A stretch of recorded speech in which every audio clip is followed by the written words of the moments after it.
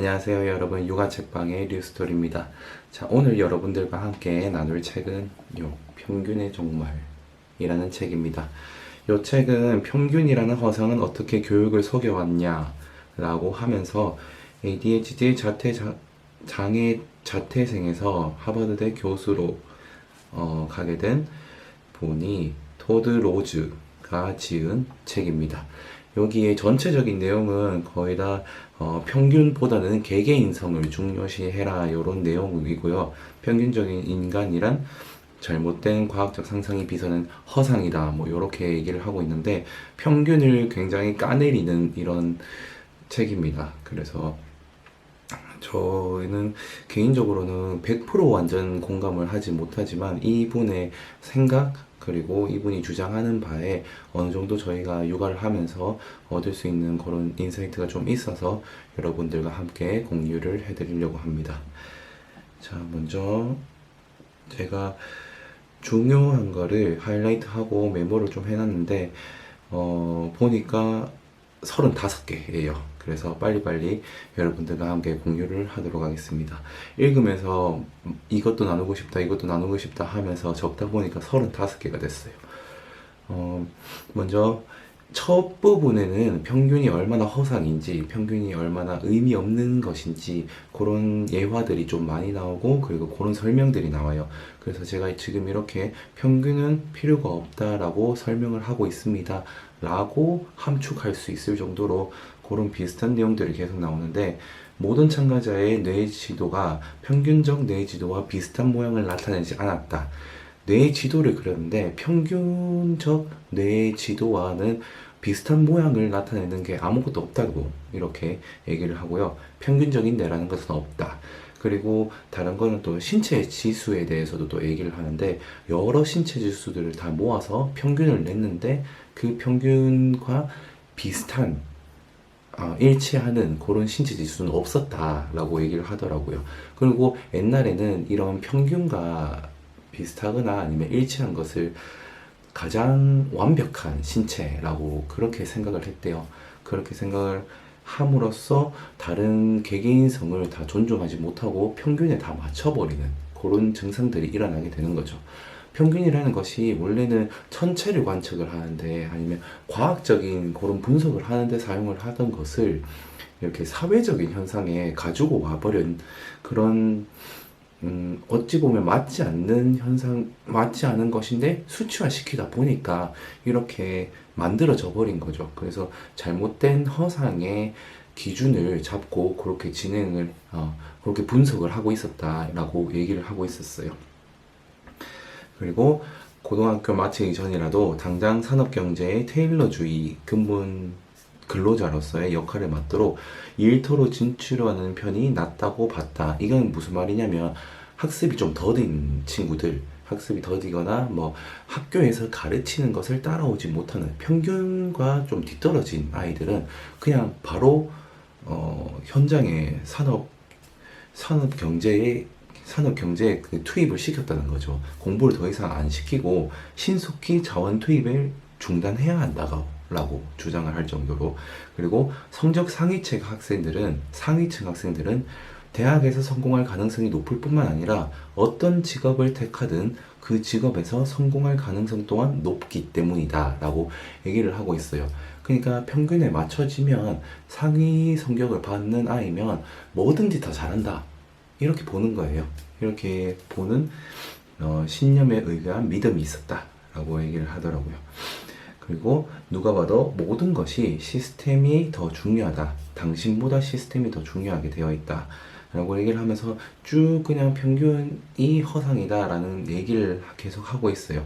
그래서 평균이 어떨 때는 좀 필요가 하다고 생각을 하거든요. 저는 아직도 이 책을 다 읽더라도. 그렇지만 요 말을 들어보면 개개인성을 중요시하자, 개개인이 더 중요한 것이 있다라고 하는 것에는 많은 공감을 하고, 또 거기에 대해서 이제부터 말씀을 드리도록 하겠습니다. 이분은 3개의 원칙을 세워가면서 그 얘기를 하고 있어요. 첫 번째 원칙이 들쑥날쑥의 원칙, 그리고 두 번째 원칙은 맥락의 원칙, 그리고 세 번째 원칙은 경로의 원칙, 이라고 얘기를 하고 있어요. 제가 하나씩 설명을 드리도록 하겠습니다. 맥락의 원칙은 들쑥날쑥의 원칙이 먼저죠. 개개인의 지능은 들쑥날쑥하며 이는 성격과 기질 역시 마찬가지이다 라고 얘기를 하고 있어요. 우리는 아이들을 키우면서 뭔가 하나가 좀 뒤떨어진다, 아니면 하나가 좀 언어 능력이 좀, 예를 들어서 언어 능력이 좀 뒤떨어진다 라고 생각을 하면 모든 지능이 좀 떨어지지 않나 라고 생각을 해요.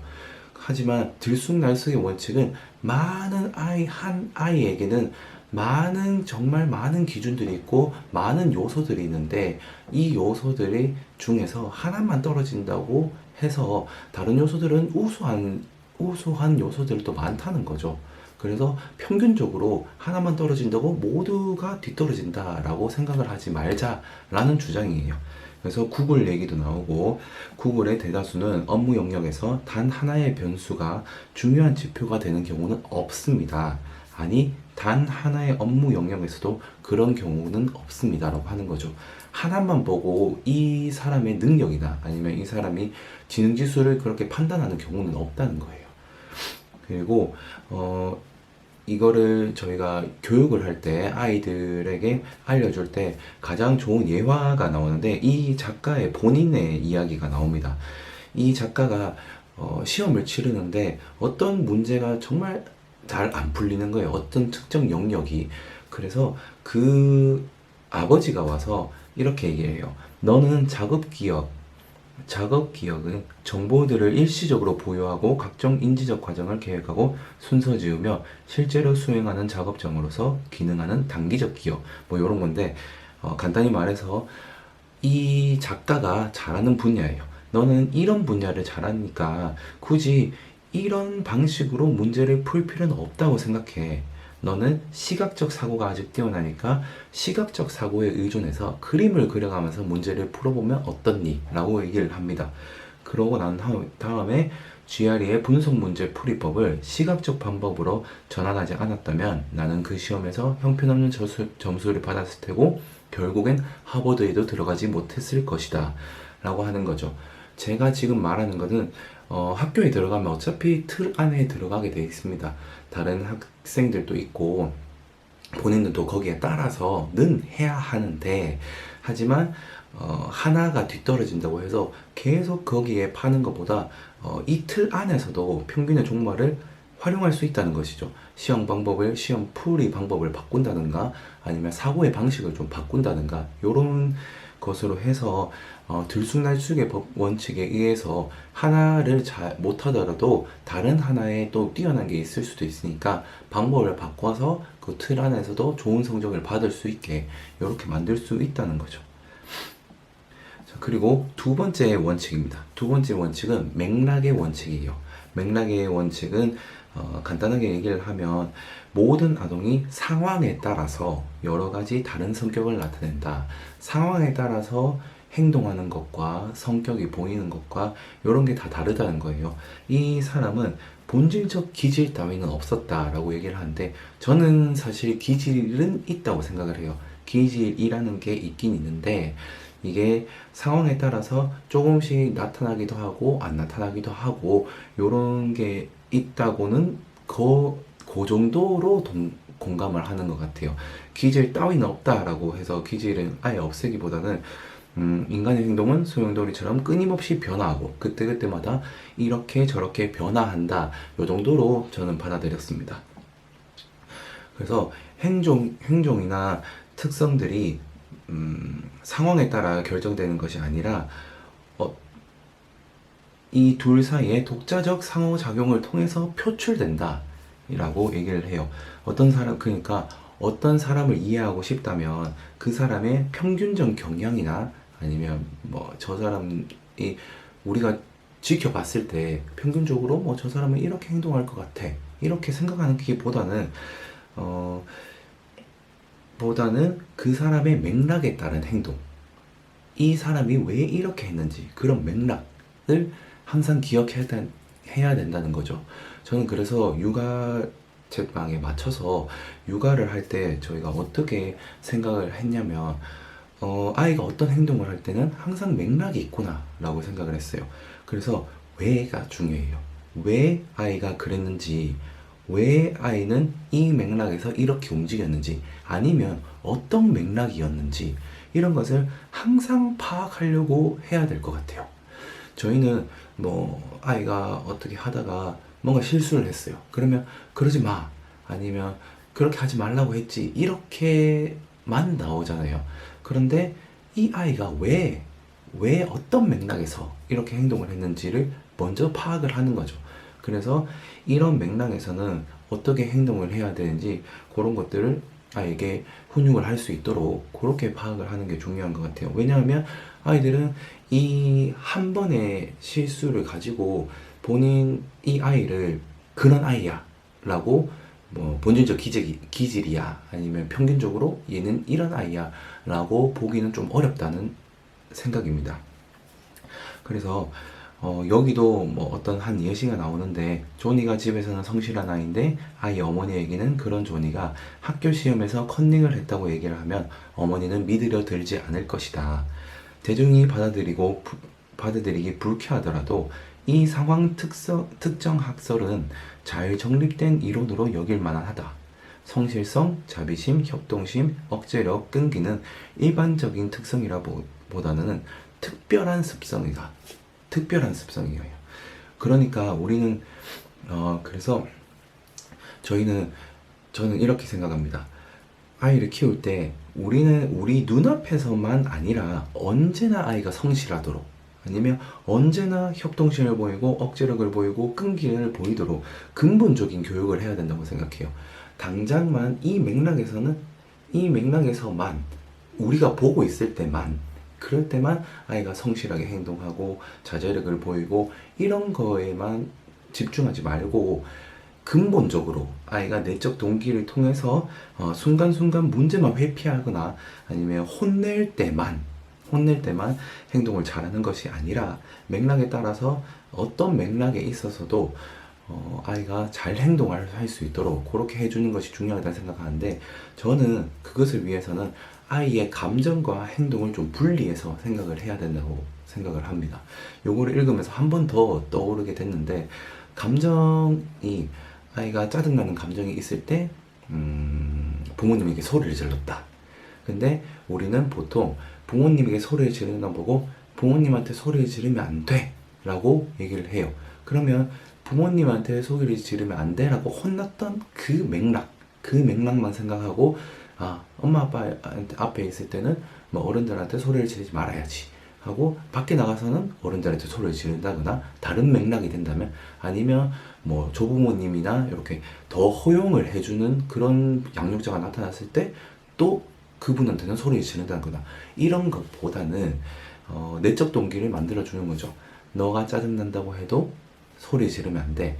짜증났을 때 다른 행동을 할 수 있도록, 또 대체할 수 있도록 또 그런 거를 또 교육을 시켜주고, 이런 식으로 해서 너의 짜증을 소리 지르는 걸로 연결시키지 말고 다른 걸로, 뭐 엄마한테 와서 사정을 얘기를 한다든가 아니면 뭐 다른 행동을 할 수 있도록 유도를 하는 거죠.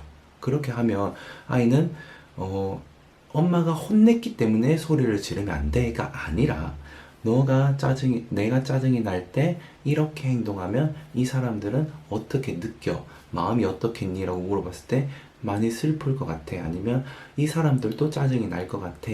아니면 너가 화가 나서 그렇게 소리를 지르면 네 마음이 어때? 라고 물었을 때 아이도 편하지 않을 거예요. 나도 편하지 않았어 라고 그렇게 얘기를 한다면, 그래, 네가 짜증 났을 때 소리 지른다고 해서 그게 풀리진 않아, 다른 걸 찾아보자, 이렇게 유도를 한다면 어떤 맥락에서도 아이들이 잘 올바른 행동을 할 수 있겠다라고 생각이 들더라고요. 그래서 그런 쪽으로 아이를 훈육을 할 수 있으면 참 좋을 것 같습니다. 그리고 마지막입니다. 마지막 원칙은 경로의 원칙이에요. 경로의 원칙은 간단하게 말해서 아이들이 우리가 생각하는 경로들이 있잖아요. 뭐 언제 걸어야 되고, 뭐 언제 뭐 말을 해야 되고, 뭐 언제 뭐 수를 알아야 되고, 요런 것들이 평균적으로 정해져 있다기보다 아이들마다 다 다르다. 그 속도를, 아이들만의 속도를 이해해 주자라는 그런 주장이에요. 그런 주장이고, 여기서도 뭐 한 가지 과학적인 예시가 나오는데, 어떤 단계를 만들었대요. 아돌프라는 분이 단계를 이렇게 만들어서 뭐 7단계는 배밀이, 뭐 8단계는 뭐 9단계는 뭐 이렇게 해서 만들었는데, 심지어는 이분은 그 딸랑이를 흔드는 것도 뭐 몇 단계에서는 딸랑이를 흔들어야 되고 뭐 이런 거를 만들었대요. 근데 그렇게 만들었기 때문에 부모들은 내 아이가 지금 이 나이에 이것을 행동하지 않으면 뭐 굉장히 많이 불안해 한다는 거예요. 하지만 각 아이들은 각자만의 속도가 있으니까 너무 걱정하지 말고 각자만의 속도를 따라갈 수 있도록 아이를 믿어주고 개개인의 특성을 존중해 주자라는 얘기를 하고 있어요. 이것도 좋은 말인 것 같아요. 그렇지만 발달 과정들이 좀 있긴 있는 것 같아요. 그래서 거기에 되도록이면 좀 발달 과정을 좀, 되도록임이 아니라 좀 기준은 좀 생각을 하고 그렇게 받아들이면 좋을 것 같습니다. 저는 그래서 영유아 검진을 하잖아요. 영유아 검진을 하게 되면 뭐 평균 뭐 몇 프로고 우리 아이가 몇 프로고 이런 것들이 나오는데, 거기에 크게 막 일희일비 하지는 않았으면 좋겠습니다. 각자마다 더 빨리 자라는 아이들도 있고 뭐 나중에 가서 더 자라는 아이들도 있고, 그러니까 그런 거에 막 크게 막 감정을 휘둘리지 않고 너무 걱정하거나 그러지는 않았으면 좋겠습니다. 그래서 여기서도 많은 사례들이 나오는데 제가 다 읽어드릴 수 없어가지고 이런 사례들을 좀 보고 뭐 그러다 보면 그래도 어떤 기준은 있지만 아이들마다 다른 경우도 좀 괜찮구나라고 안심이 되거든요. 그래서 아이들이 느리고 뭐 안 하려고 하고 뭐 그렇게 하더라도 좀 기다려주고 아이를 믿고 갈 수 있는 그런 부모님이 되었으면 좋겠다고 생각을 했습니다. 그래서 우리는 뭐 아이를 키우다 보면 좀 욕심이 나는 때도 있고 저도 가끔씩 그럴 때가 있는데, 아이가 그런 다른 아이들, 심지어 뭐 옆집 아이 아니면 들려오는 소문들, 그런 걸로 그런 아이들과 비교를 해서 아, 옆집 아이는 저러는데 우리 아이가 좀 문제가 있는 거 아닌가 라고, 우리 아이가 평균에 좀 안 맞는데 라고 생각할 수가 있어요. 그런 생각들을 좀 안 했으면 좋겠다라고 얘기를 하고, 저도 뭐 그런 생각보다는 아이가 들쑥날쑥의 원칙도 있었잖아요. 들쑥날쑥의 원칙대로 어떤 거는 잘하고 또 어떤 거는 또 뒤처질 수도 있고 뭐 그렇고, 그런 뒤처지는 것도 여기 경로의 원칙처럼 각자의 속도가 있다. 그러니까 좀 믿어주자. 이렇게 생각을 하고 책을 읽었습니다. 자, 그러면 여기서도 그러면 우리가 이 속도 평균적인 이정표에 의존할 수 없다면 무엇에 의지해서 행동을 하는 거를 옳다 그르다를 알 수 있을까라고 하는데, 제가 이거는 내내 가졌던 의문이거든요. 이렇게 아무 기준도 없이 뭐 그렇게 다 믿어줘라 이렇게 한다면 도대체 어떤 우리가 잘 가고 있는지는 어떻게 아냐라고 했었는데, 여기서 보면 들쑥날쑥한 측면과 상황 맥락별 기제를 감안할 때 경로의 원칙이란 말로 가장 효과적인 의지처다라고 얘기를 해요.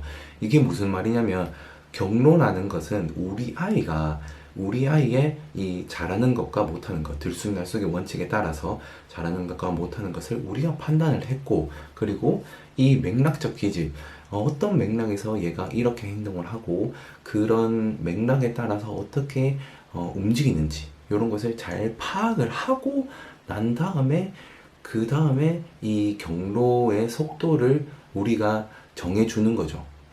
그렇게 정해주는 겁니다.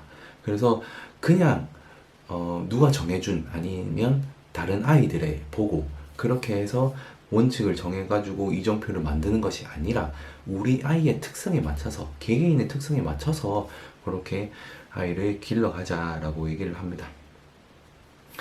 그래서 그 뒤에도 많은 얘기들이 나오는데 거의 다 그냥 비슷한 주장의 예시들이에요.